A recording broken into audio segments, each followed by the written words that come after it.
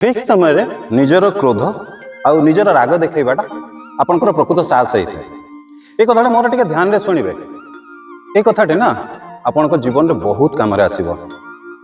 आम समस्ते जाचे राग हूँ बहुत खराब ये आम समस्ते जाचे किंतु जो भी आमको राग देखा जरूरी होता है ना सेठी निश्चित राग देखा ठीक होता है।